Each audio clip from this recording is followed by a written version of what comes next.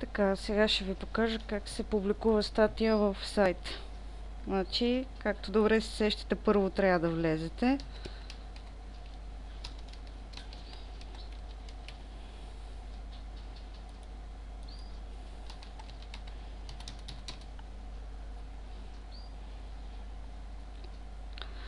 Отляво виждате публикации, Add New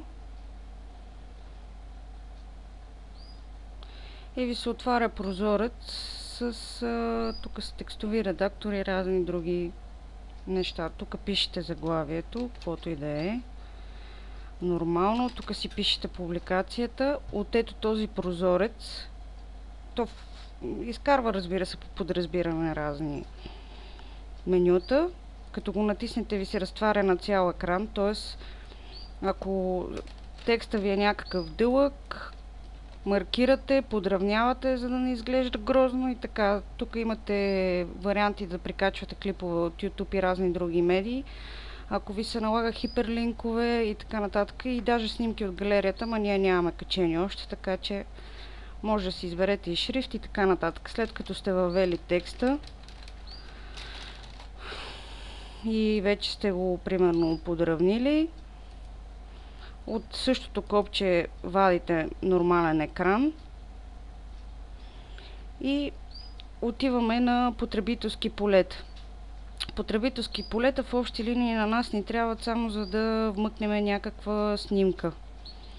Избираме Thumbnail и по подразбиране си търсиме някаква снимка, която да отговаря на статията. Да кажем за Краси Аврамов, ако ще пишеме,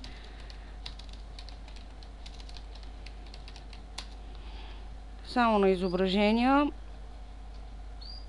Намираме си някаква снимка, която да съответства. Гледайте да не са много големи, защото ги смачква, самия сайт компресира сериозно. Примерно ето тази снимка. Чукаме само, копираме линка на снимката и го слагаме тук в това поле. Стойност, задаваме стойност. След което Platinum SEO Pack, това е как ще искаме нашата статия да изглежда в търсачките, как ще индексират.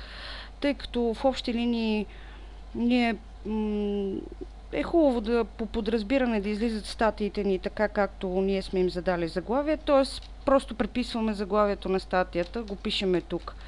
Тук долу имаме ключови думи, по които Google и търсачките да ни индексират. Пишеме няколко, разделени само с запетая, без интервал. Колкото повече, толкова повече, както казваме чупух. Думи, които да отговарят на замисъла на статията. След което от тук избираме категория. В случая, тъй като вие ще пишете повече за новините, избирате клюкини, етикети. Значи хубаво е да сложите поне 2-3 етикета, тъй като когато статиите станат твърде много, тогава вече по етикети ще се намират сходни по смисъл статии, т.е.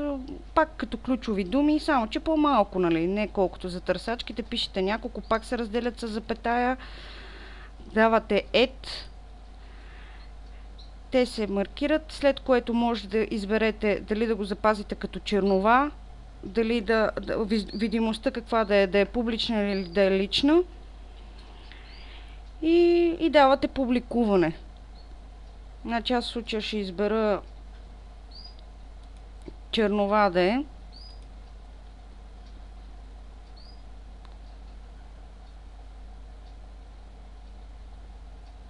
След което, като отидете на Visit Site,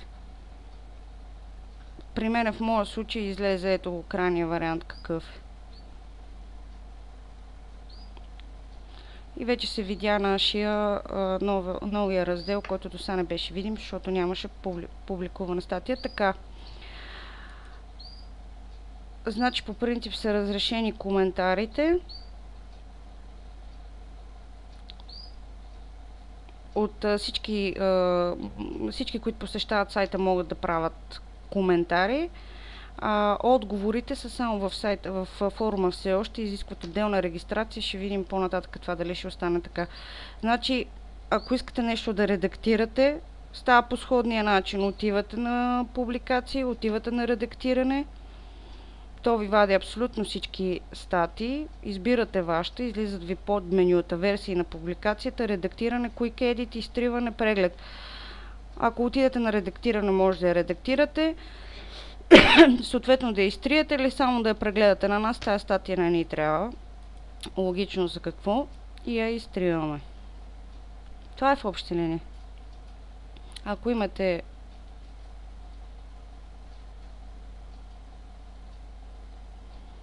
някакви въпроси, питайте. Тук що видях, че Злиньо е по-бърз от мене.